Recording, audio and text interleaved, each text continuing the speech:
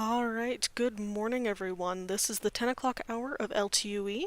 Our panel this hour is mashing ideas together with our panelists as Charlie Pulsipher, Rae D'Arc, Elle Palmer, Max Florschutz, Russell Nohelty, and Donna Milakovic as our moderator.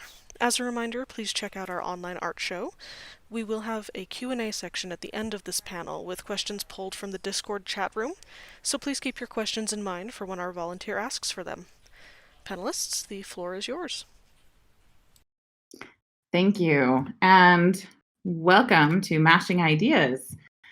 We've been talking about this a little bit in chat, and we're very excited about I'm excited about some of the mashups people are talking about. My name is Donna Milakovic. I'm the Senior Director of Community Outreach at Utah Valley University, a writer, and a certified strengths coach. And I have a lot of favorite mashups. I think right now, just because it's the most recent, I am watching Demon Slayer, which may not be an official mashup, but I think there's something to be said for kind of the ninja vampire fight. I think that could be considered a little bit of a mashup. So for introductions today, I'm going to have everybody introduce. I'm moderating. I'm not going to talk a lot except to ask questions. So I'll have everybody introduce themselves and their favorite mashup. Rae, do you want to go? Oh, sure. I'll go first.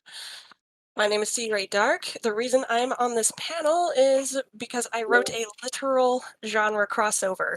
Don't Date the Haunted is set in a world where our fiction is their nonfiction. So my main character's from horror, and she goes to romance where suddenly girls want to chase men. So she culture clashes with people from mystery and fantasy and westerns. Lots of fun, lots of mashing. My favorite mashup is I feel like pretty much all books are mashups, so but I'll just go with Chronicles of Narnia, Bible with fantasy creatures. Nice. Charlie, if we're going down the list, you're next. Okay, so I'm Charlie Pulsipher. I write science fiction and fantasy, young adult, and I wrote a series that's kind of Lord of the Rings meets Stargate is my first series, a big mashup of science fiction and fantasy. And then my second series, it's a little bit Wizard of Oz if the wizard was a genocidal maniac with some elements of Irish mythology thrown in. So I love mashups. I love mixing up genres and ideas and different story arcs. And probably one of my favorites is Firefly, which is a Western science fiction. Awesome. Elle Palmer. Yes. So my name is Elle Palmer, and I am the author of the Pippington Tales. Here's one book. And the series is if you took Downton Abbey and you took Once Upon a Time and you mashed those together, that would be the series. So if you like period dramas, Disney princess movies, and The Princess Bride, this is the series for you. So it might be a mashup. My current favorite mashup is one that everybody is anticipating today, which is WandaVision, which is such a cool mashup of sitcoms and horror and superhero tropes. Obviously, that's why everybody's like, I need to see what the next episode is because I have no idea what's going on, but it's so cool. Thank you. I'm Max. Ooh. Hold on, Colin. I'm Max Florschutz. I write science fiction and fantasy. Some of the things I've done definitely would count as mashups. I did a fantasy western that was the Wild West, but with magic and a little bit of steampunk, called Shadow of an Empire. And then actually most recently, I just came out with Axterra, Banking and Finance, which is a book about a dragon who decides to make her way in the world by opening her own bank. So finance plus fantasy, which is not a normal combination by any means, but that's generally what I write is the unnormal. As far as favorites go, I actually, when thinking about this, started thinking of Jim Butcher's The Codex Alera, because that was a mashup that was a challenge given to him to combine. I believe the origin of it was somebody challenged him saying there are bad ideas, and he challenged them on it. And they said, all right, fine, combine Pokemon with the Roman Legion. and he wrote a fantastic 6-book fantasy series that, well, I mean, it worked. He proved his point. He made a bestseller status off of what the other guy thought was a terrible mashup. That's good inspiration for all of us. Right. Russell. So I am Russell. I'm a USA Today best-selling author. I wrote all these books and a bunch more. I do mostly fantasy with horror elements. So my most popular comic is this book, Ichabod Jones Monster Hunter. It's like Lovecraft meets fantasy. So I'm going to go with one of my own that I wrote. Is my favorite because it's not my own anthology, but I wrote a story in it, which was Cthulhu and Wizard of Oz. And so that's my favorite one at the current time. It's called Cthulhu Invades Oz. Nice. So it's pretty on the nose then. Yes. Well, Yeah. Awesome. Thank you. Oz can be pretty Lovecraftian. Yes. Yes, it can be. So let's talk about, we now know your favorites. What made them successful mashups? What are some of the elements that make a successful mashup? We can start with Firefly. What makes Firefly a successful mashup? Really good writing, really good characters that you identify with, and really that's the basis of any good story, is that the people are drawn to the writing and the characters, and the mashup qualities just make it a little bit cooler. I don't think that, like, I just can't imagine Firefly without both elements now. And like like sci-fi had been done, but Star Wars comes a little close to the Western at times, but also they add in magic, so they have space wizards with Western elements. But Firefly did such a good job of doing both aspects really well, of playing with the Western theme, with the dirty, grungy ships, and even like horses and things showing up, and it was just well done all around. I think. Oh, Go ahead. No, go for it. All right. So I think what makes a really good mashup is that the writer and the creators of it really know all of the genres or both of the genres going into it, and know what those tropes are, what are those audience expectations, and then uses kind of like, this is the base genre. So with like Firefly, the base genre is sci-fi because we're in space. But this is the other genre we're bringing in. And so by bringing those elements in, we do that with the storytelling, we do that with the atmosphere, and that allows us to twist these classic tropes for this one by bringing in the classic tropes of this one. And by understanding both, the audience knows what the expectations are, but it still can be surprised because you're pushing both genres by pressing them together. Yeah, a lot of what I was going to say also was about subverting, like you're using one genre to subvert another genre. And the more, especially if a genre is quite popular, by subverting it with something that is less popular, like we keep talking about Westerns and science fiction. So Mandalorian is like the most popular example currently. And by saying, okay, this is Star Wars, like it's a very popular thing, and Westerns are not a popular thing right now, or haven't been in 20 or 30 years. I'm going to show you how we can do something really cool that's a Western, but in Star Wars. And that gets people saying, how are they going to do a Western in Star Wars? And like being able to ground something in a world, but then use the tropes of a different genre. So you're sort of, you're grounding someone in Western. I think that it's both Firefly and Mandalorian, like they use Western, like Westerns, the beats of a Western, but they're doing it so you can ground yourself and like, okay, I know what I'm getting. I'm getting a Western, but what I don't know is how Star Wars is going to fit onto that. And so that's the way you're able to sort of subvert the original genre by using the secondary genre. Yeah, it's a Western set in a sci-fi setting, right? And right. Wasn't there an alien movie with Western? There was a Western alien invasion movie Cowboys too. versus aliens. Cowboys versus aliens. Cowboys versus aliens. I'm like, when does it stop being a mashup and start becoming a genre? If you have all of these examples. Well, one of the big things about genre. about Cowboys and Aliens was it wasn't a Western. Like the comic was a Western, but the movie wasn't a Western. So like it was unsuccessful because it didn't follow either the tropes of a invasion movie or the tropes of a Western. So I think you have to sort of, in order to do a mashup successfully, you have to pick. Like people always call me a horror author, but I am a fantasy author who uses horror elements. So all of the plot beats that I use are fantasy. I just happen to use demons and occult things to tell a fantasy story. Awesome. Other thoughts on successful mashups?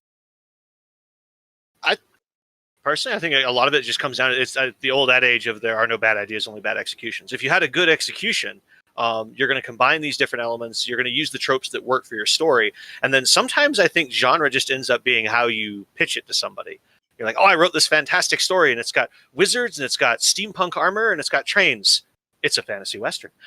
Because if you try and roll all of that together off the tongue, people are just going to give you kind of a blank look. Like they don't I think it was Russell who said that people don't know how to, like, they don't know which to grapple onto. Like, wait a minute, is it Western? How are you going to fit Star Wars in there? So you write a story that is an idea of something you've stuck together, but in order to identify it to an audience, you pick out the genres that you've taken from. And so sometimes I feel like it's almost more for their benefit than it is for yours, because you know what you've written, you know what you've created. But somebody who you're pitching the story to might just give you an absolute blank look unless you go, look, it's a sci-fi with horror. And then they're like, oh, I know those things and I like these things. There we go. I think sometimes the genre maybe comes a little bit after because you're just caught up in the execution of a brilliant story. Well, and I think a lot of the sorry, a lot of the things that make a good mashup are the same things that make up just a regular good book. You know, like you mentioned earlier, with just good characters, good plot, and just meshing it all together. And I think one reason why sci-fi and Western work so well together is because they both are very much about exploring the unknown, and so that works. And then again with like sci-fi and fantasy, they blur so much, and just a lot of genres really blur. Like a lot of sci-fi is actually horror. It's just the idea of taking some unknown monster or creature and needing to battle against it. And so it kind of makes me laugh when people are like, oh no, I don't like horror, but they love sci-fi. And it's like, you realize you're pretty much reading horror anyway. Well, it's interesting because the opposite is true, because horror is mostly, a lot of horror is fantasy, really. It doesn't have horror. It's not even horror. It's not even scary, or it doesn't even attempt to terrorize you, but people consider it horror because it has monsters in it. So, The genre is such a tricky thing. Like there's no defined line really. And so like, go ahead, mash up. Yeah, I really like that idea of sci-fi is a Western, like the elements that bring them together. Because once you said it, I was like, that's so clear that because they all kind of have maverick characters, they're all about exploration. And I suddenly went to Pokemon and the Roman Legion, and I was like, that's all about slavery and domination, and like there's like world domination. So sorry, go ahead. Well, I was going to say with sci-fi, I mean, think about it. You have a frontier. You have sectors that are easy to get lost in. You can get ghost towns. And that's, I mean, we think of it as the Wild West because that was where a lot of those tropes were told to us as stories, because that was where they flourished. But really, space is the Wild West once you start booming into a new frontier.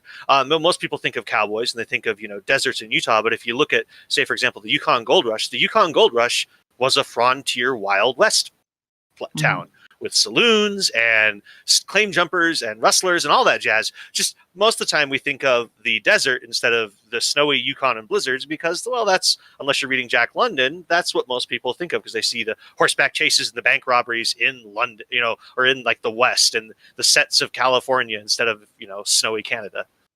and you can go the other way with sci-fi also, because then there's military sci-fi, and that's basically a war. And you can also see, okay, so it's about colonization and imperialism, and there's all of these tropes that go with a war movie that you could also layer onto sci-fi as well. So, and even then, some of those tropes run right into the West, because one of the themes of a West, the classic Western, is encroaching like civilization. You know, the idea that the West doesn't exist unless it's dying, basically. So if you have that, you throw the military sci-fi in, well, of course, here comes society, here comes civilization, moving the border up to your frontier.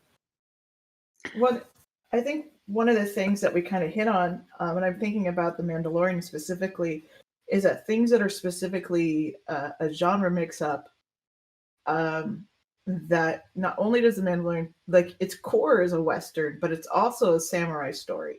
And if you look at each of the individual episodes, one of the things I find really fun is that this is the heist episode. This is the thriller episode. This is, and then they hire directors for that, who do those kinds of stories.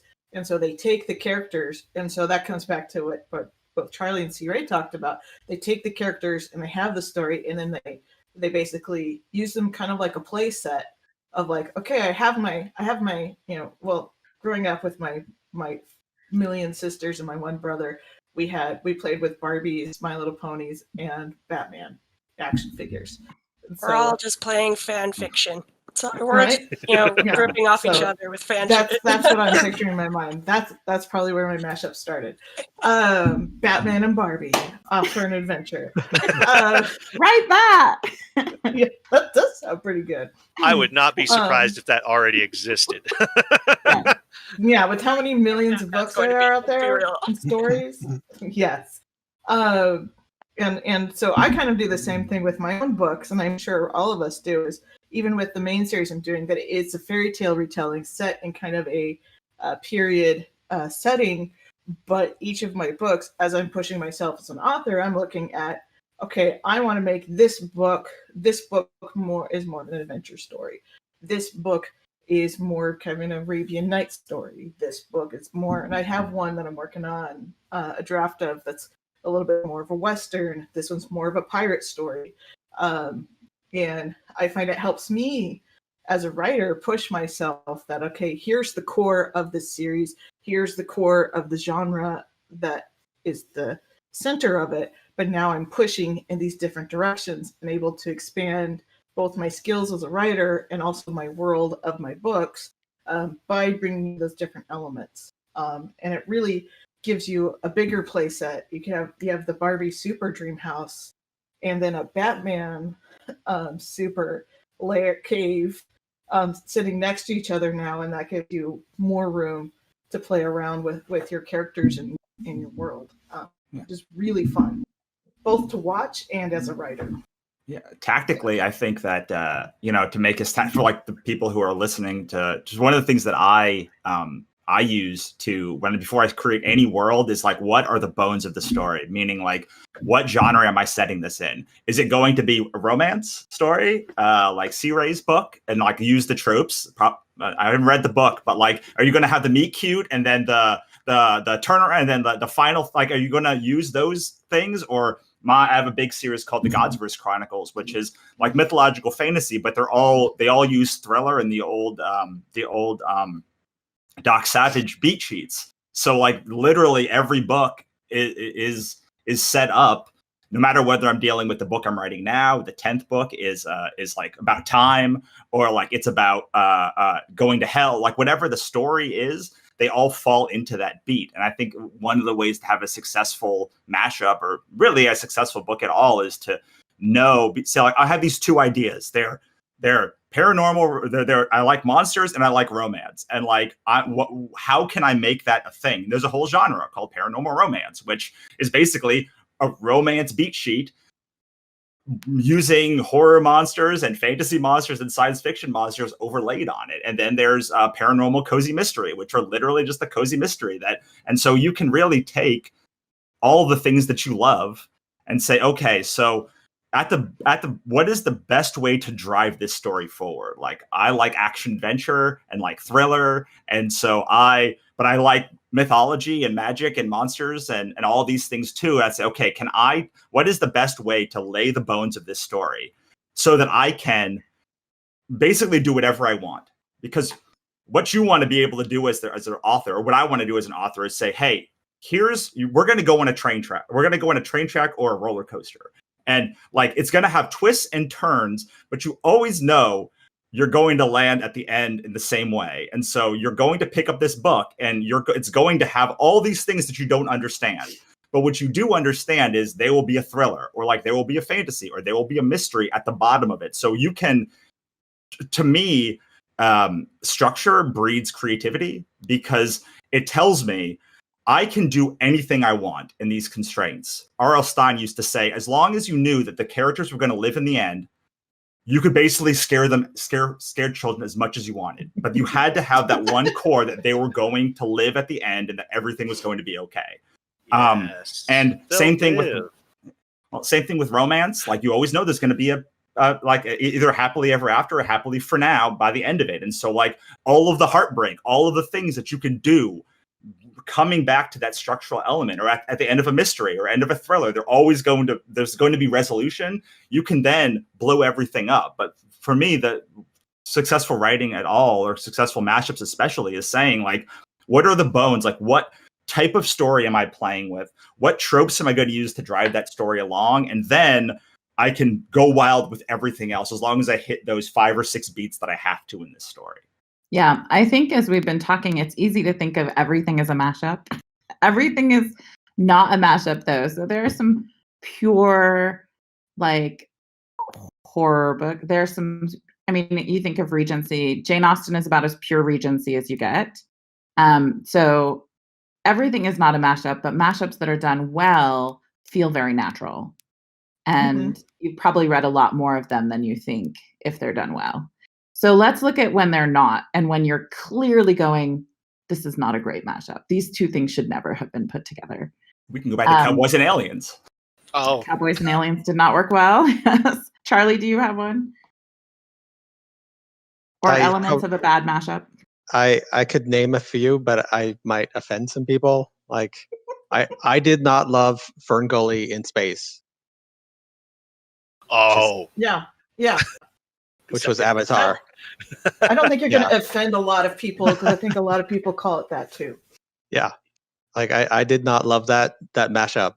Like, I don't think it was done all that well. It was visually stunning and beautiful. Visually stunning. And interesting in that way, but as a story, it was lacking a lot. Cohesion and coherency. And like where it was going. Like Ferngully in space could be done really well, could be fun. Yeah. But there were too many questions that I had as I write science fiction, and I write kind of over medium science fiction. And so I like there to be some real explanation for things, and just naming something unobtainium and the whole ponytail thing. I had so many questions, and them not being able to find him, but you created this clone that, like, you would have a tracking chip in that thing. You'd know where it was at all times. Just things like that I'm like, if you're going to add science fiction to this, you need to actually add science fiction to this and make it fleshed out. Charlie, I just want you to know that you just inspired a lot of passion in the comment group of people agreeing with you. So it sounds like a very popular opinion. Good. So a mashup done poorly sounds like maybe half baking is a bad idea and over baking is a bad idea. Well, I think that does it for, especially to go back to Avatar or Cowboys and Aliens. It doesn't feel like there's any reference to the genres that we're actually mashing up. Like, part of making good mashups is, I love romance and I love cozy mystery, and like, so I'm good, and I love, like, so you are subverting a lot of those tropes and changing those tropes, but you understand why you're doing it, and you're doing it in an incredibly loving way. My first big book was called Katrina Hates the Dead, and it was like Left Behind, but like if it was 3 years later, and like everyone had just died except for a few people, and like it was everything that I loved and hated about that genre all together. And like, I think that's what made it work. Like, people saw, they're like, that is kind of silly. Like, that's a silly thing that like this genre does, but like, you're doing it in a loving way. And Avatar I don't think that it had a genre. I think it just said, what if I just take all of these elements and then there will be beats between them, instead of having some sort of consistency and cohesion to why they were doing the things they were doing and why they were taking the elements they were from the genres that they were. So that's a great question. Are there too many mashups? Like, can you try to mash too many things? Rae, what do you think? I mean, they talked about the idea ball yesterday. And like, as long as you do it right, I think you can pull in whatever you want, really. Like, Yeah. it just, you can have an entire idea or concept for one character, and then as long as that doesn't overwhelm the plot, like everyone, or, every single person and character is the hero to their own story. So maybe that is their story, and then another plot might be another character's story. You don't have to go full out on all of those unless you're writing epic fantasy. But it's just, yeah, like I don't know. I'm under the opinion that all books are mashups, because that's part of the whole like pitching to agents and editors of like, my book is this meets this. You're supposed to find something to call. They call those comp titles, and so like even if you don't write it as a mashup, you're trying to find like, oh, it's this plus this. Just trying to find things. And like I just read a contemporary romance recently from one of my writing friends, and it's Only Ever Friends by Shayla Kay, and it's basically Runaway Bride meets Jack from While You Were Sleeping. Like, those aren't really mashups, but it's two separate concepts that you get to play together. And she didn't write it that way, but that's the way I saw it. Yeah, so if you keep in the same genre, right? Those are both romances. Yeah, contemporary right? romance. So if you keep in the romance, you kind of mash up ideas or plot lines or characters, but it's not the mashup that we're talking about when we talk about taking completely separate genres like romance and horror and putting them together, right? So the idea ball. Yeah, the idea ball.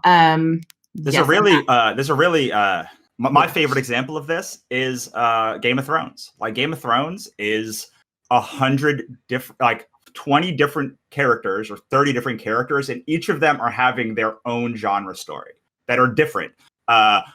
Arya's having a coming of age story, and Sansa's having a Regency political intrigue story, and Jon Snow is having like an epic fantasy story, and they're all so that's like blending 100 things together, but it's all done well. And it's something that I'm using for my new book, is like each character can be on their own story, but like it needs to, again, be on rails of what kind of story it is, because when you break that, that's when you have season 8 happen, or season 7 and 8 happen. Season 7 and 8. Max, were you going to say something? I don't want to. Yeah, actually, kind of. It was a while back, bouncing off what Charlie said, and then when you asked earlier about Jim Butcher, the Codex Alera, I think one of the things that we kind of touched on with all these ideas when you mash them together is you have to give them a full, I just want to say, shake. You mentioned Avatar, with you don't have a chip to track your clone body. Why? One of the things that made, because you asked, why was Codex Alera? Why did it work? Well, one of the things that worked about it was just that it was taken so seriously. He didn't tell you it's Pokemon meets the Lost Roman Legion, but he took those ideas and he really went in depth with them. And then he wrote an adventure story, which is the Rails part. Like, here's the framework. But the world around it was very thought out. Like, all right, how would this work? How would this change? And so as you, with Cowboys and Aliens, it's just kind of thrown together. They just like, well, we got cowboys, we got aliens. Here we go. Boom, throw in a blender, see what happens. But they didn't explore that enough. The more seriously you explore and you think through the implications of, okay, well, what does this do? If you're throwing two things together, we brought up The Mandalorian. They take a very serious look at, like we mentioned, the directors. They have recreated in some episodes, shot for shot, famous Asian cinema scenes that they are modeling their story off of to show you, like, we have done all our work. If you're going to mash two ideas together, you need to figure out to what limit you're going to mash those two ideas together. I mean, do you want werewolves in your sci-fi, or do you want vampires in there too? You have to figure out what the limit is, but then you have to explore that to its fullest. You have to take it seriously. even if your story is tongue-in-cheek, you need to think through what all the ramifications of this are going to be. If you are writing a Regency romance that's going to involve aliens from Mars, well, you got to think that you can do that. It's a perfectly workable idea. Again, no bad ideas, just bad execution. But you have to work that all the way through so you don't open yourself up to inconsistencies that a reader might notice, like, hey, why isn't there a chip in your clone body? If you're so worried about where it is all the time. Stuff like that.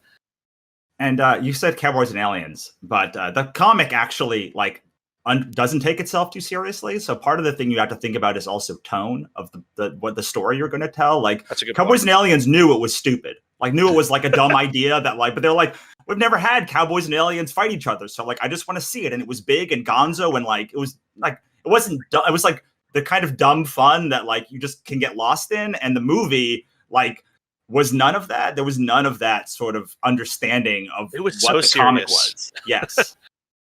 It's a lot like Army of Darkness, where Army of Darkness, they realized that their first movie went a little campy and people liked that part of it. And so they just embraced the campiness and went with comedy. And it worked out really well. People love Army of Darkness way more than the other movies. That's a great point. I was going to bring up humor. And does humor help solidify mashups, do you think? It's kind of a curveball question, but as we're talking about some of the humor, some of it's taken very seriously, and we talked about taking very seriously. But I do think there's an element of mashups that can kind of laugh at itself and how strange it is, and that works too in some cases as the glue. There's a sardonic tone to all sort of mashups, right? I mean, like that's to me that's the heart of it all. Is like you're taking two things and making a different thing out of it, and in that transition, there will be commentary on the thing that you're talking about. Whether it is, my friend has a book called Monster Academy, which is like a paranormal romance, but like with monsters in academy, and it's like, okay, like I want to see that, but like I want to. Like, by bringing these different ideas together, I'm bringing them in so I can comment on them in some way, even if it's just under the surface. Great. I think suspension of disbelief has a bit to do with it. One that I've had several friends recommend to me, though I haven't read it, which sounds ridiculous up front, is Batman versus Elmer Fudd. This actually exists, and it's played perfectly straight.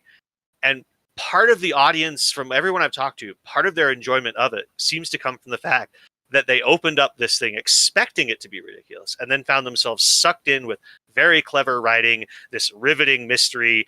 But at the core of it, they step back and go, wait, this is Batman versus Elmer Fudd. I can't believe how much I'm enjoying this. I think you have to be aware of where you're putting things. Like we ask about tone, and then I immediately thought of riff tracks. Not as an example of mashup, but more as an example of, here is something that on the surface, we all know this movie we're about to watch is terrible, but we go into it with that mindset. And so we're fully embraced and sucked in, and we laugh at the jokes. And you can make a mashup that's on the nose and hanging a lampshade every 4 pages going, hey, look what we just did. Or you can write one that's just perfectly serious and even draws the audience in because they're like, I expected to laugh at this, but I'm not. But I'm laughing at how I'm not laughing at it, like the Elmer Fudd thing, which then becomes its own form of, I guess, adding reinforcing to the suspenders of disbelief there. Riff tracks makes everything campy. Like, they just turn everything campy. Great. Okay, I'm going to take about a few more minutes on questions, and then we do want to open it up for questions here shortly. So. I'm laughing at my own question. I was just jotting down so I don't forget. And I wrote, how can I do it right? But I didn't spell it R-I-G-H-T. I spelled it W-R-I-T-E. How can I do it right? How can I write a mashup? What are some of the things? And I know we've talked about take it seriously, and we've talked about other things. But if I have these crazy ideas, how can I write a good mashup and make sure it's successful? Charlie? Sometimes you just write it. Like we've talked a lot about making sure you hit the beats and show the love to the different genres, but sometimes you just have a story that you need to tell, and you need to write it. And if it ends up being a mashup, then so be it. But most of us who are aspiring writers are people who have read a ton, watched a ton, and we have absorbed a lot of those tropes, a lot of those beats anyway. And so when we're telling the story, it's going to come out.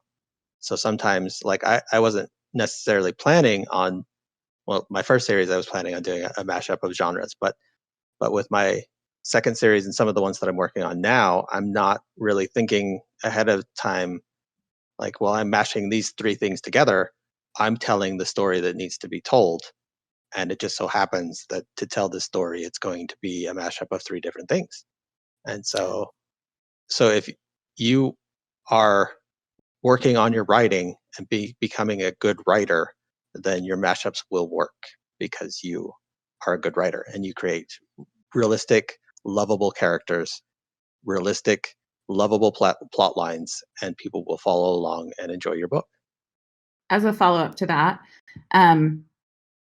when you figure out that you're doing a three-part mashup, do you go back and accentuate that in your edits? Like, is that a place where you might make sure that you're hitting all of the right beats, or that, you know, how does editing affect what you do with your mashup? If you write like kind of first off and then you're like, oh no, I have these great ideas and they're mashed together, but one of them's maybe a little weak. Are you asking? I'm not sure who you're asking. Any of you, but I was asking Charlie particularly if you went back and solidify that in your editing. Yes, I do. I would say to piggyback or bounce off of that, my immediate thought, and then with your question, my immediate thought was, well, write first, regardless of what the mashup is. You can't engage in topiary until you've grown a hedge. So if you've got these ideas, but you're still not sure where you're going to go with them, just start going somewhere with them. The destination won't quite matter as much as you being on the journey. And then once you've gotten there and the hedge is grown, you can look back and go, a few trims here, a few cuts there. You can see where the things mesh together, realize, well, maybe I need to bring that in, maybe extend that out. But you'll have created a mashup. But yeah, just go for it is really, I guess what I'm trying to say.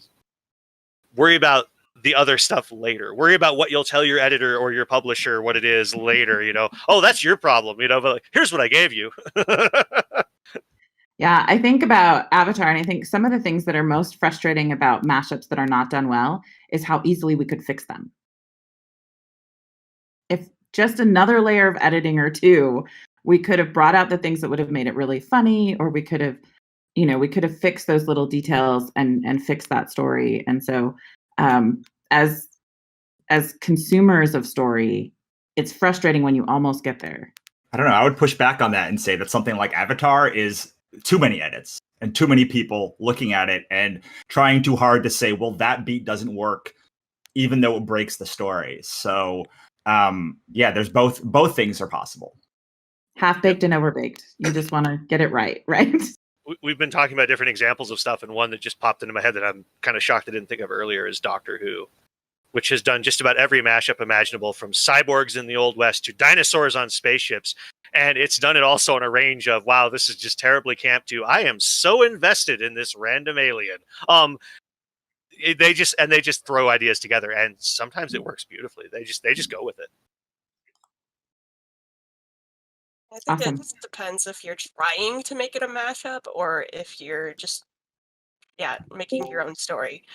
Like, I did have I did read a book. I'm not going to mention it because she tried to explain it as a mashup of like, oh, it's a retelling of a fairy tale, and I didn't see the fairy tale at all, and so it was a little disappointing. Like, if you just told me it was just a book, or just given your own explanation, I would have loved it. It's a great book, but don't tell me that it's a fairy tale rewriting when it's not. Yeah, that makes sense. Okay, it's time. Do we have questions from the audience?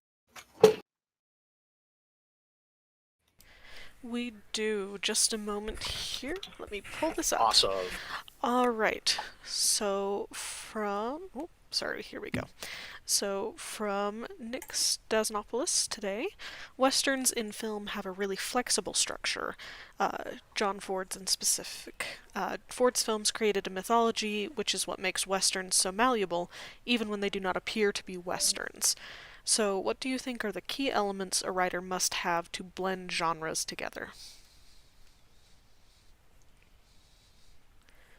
I disagree with that statement. I think that there's almost always a shootout in a Western. It's almost always there are almost always elements that you have, and there are different kinds of Westerns. So my friend writes homestead Westerns, and that is much different than a lawman Western, which is much different than a revenge Western. So there's these subgenres inside of Western, but there are still elements that will make up a homestead Western generally. And your job is to know what those elements are so that you can choose to use them or not.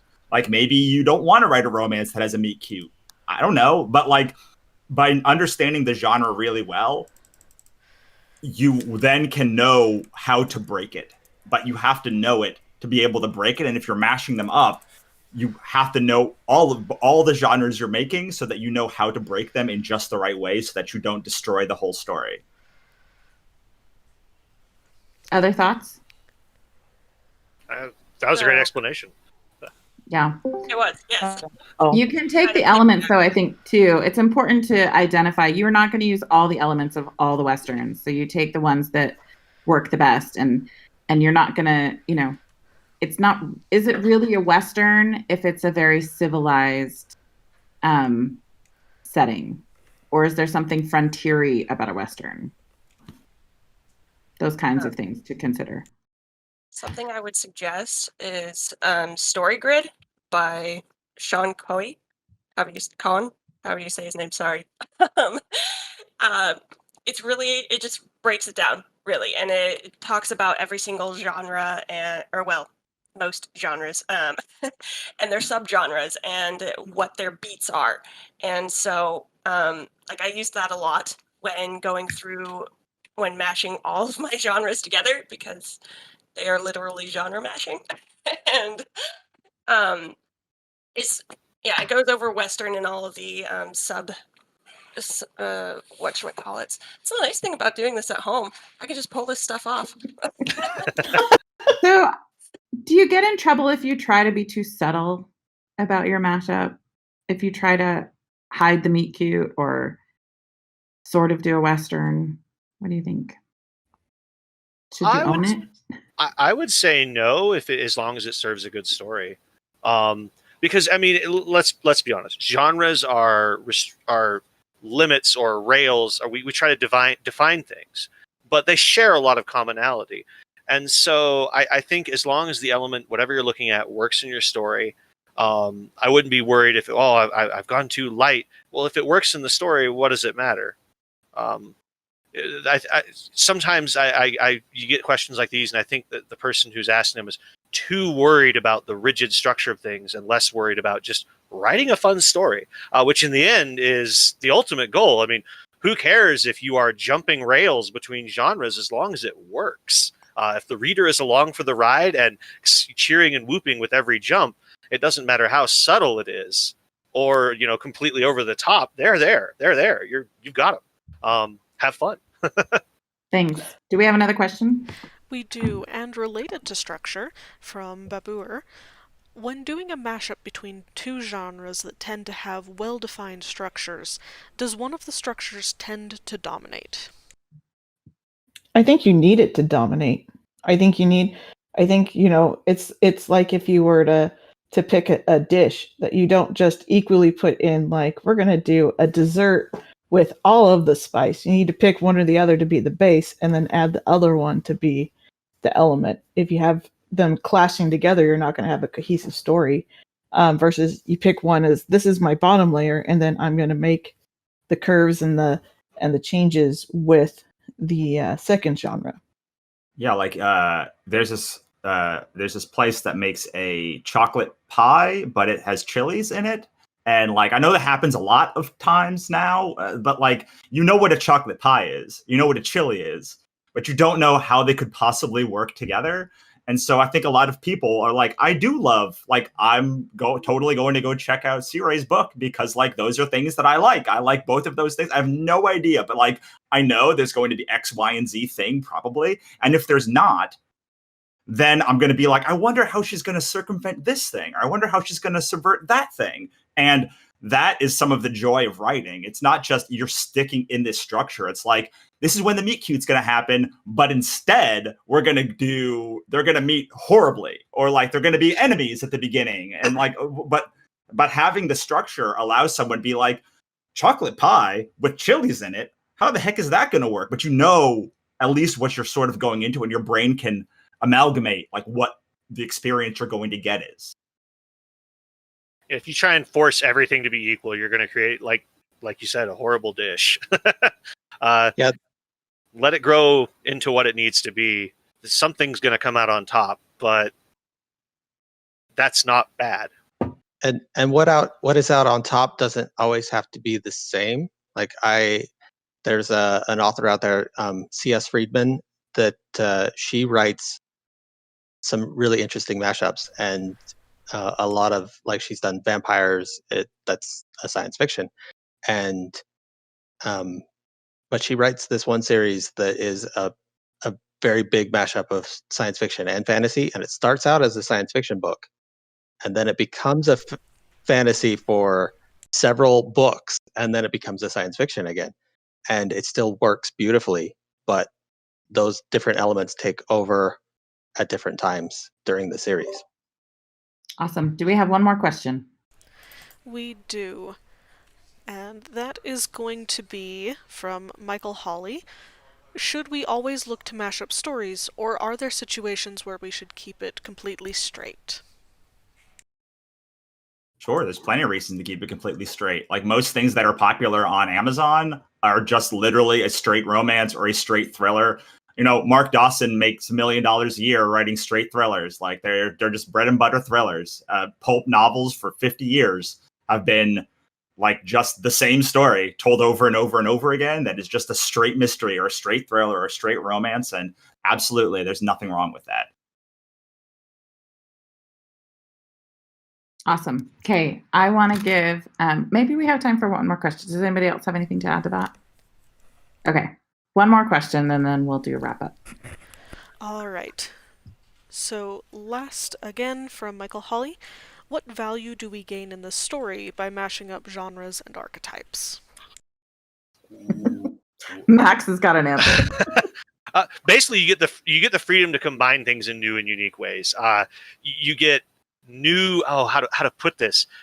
Basically, it's like here we'll go back to cooking. It's like Ratatouille, where if you've ever seen it, where he's like, okay, we have cheese and we have strawberry, eat them together. Now combine them, and they got the cool visual effect. Combining genres or mashing up ideas is like that. You give yourself sudden freedom and new ideas. Sometimes they catch you completely off guard. If you suddenly are like, well, I'm writing. I'm going to go quick to one of my own examples, Shadow of an Empire. The original genesis of that idea is, what if I had a cowboy lawman who was a wizard? And so it's like, and that opens up all sorts of possibilities. Does he shoot spells out of his gun? Like, is he shooting fireball out of a 6-shooter? And it progressed, and then I started figuring out magic.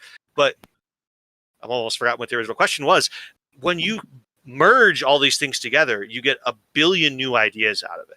It's like the ability to merge paint. And depending on how much of one or the other you add, you can get an extremely large swath of colors. And so when you combine ideas in your story, you're getting almost unlimited flexibility as these things combine in new ways. Look at something like Korea's Grimoire Chronicles, which is like, what if I told a 1930s detective story, but I threw in magic? And but then there are other people that have done the exact same concept. I want to say they've done the same mashup, but it's gone in a completely different direction. You give yourself so much freedom when you combine these things. I think I've gotten away from the original question, but yeah. Creativity and imagination. I think it sparks creativity and imagination. Other things that we get from mashups, what do we gain? The ability to look at things in a new way and comment on genres and comment on people and substitute things that you couldn't talk about. Like you probably couldn't talk about politics in quite the same way if you just used a Democrat and Republican as you could if you used, I don't know, an ogre and troll or something, just to, like, as stand-ins for that same conflict that exists. Discworld, dwarves versus trolls. Yeah, awesome. Thank you, everybody. We are very much kind of at time. I wanted to give, if there are any last comments from the panel, we'll just take 30 seconds and everybody can say what they need to say. This has been fun. Thank you. Thank you. Check out Mashups. They're great. Mashups are like Write cooking. some. Good luck Get with writing. that. Yes, mashups are like cooking. Good luck with that. And we are ending the panel. Thank you, everyone.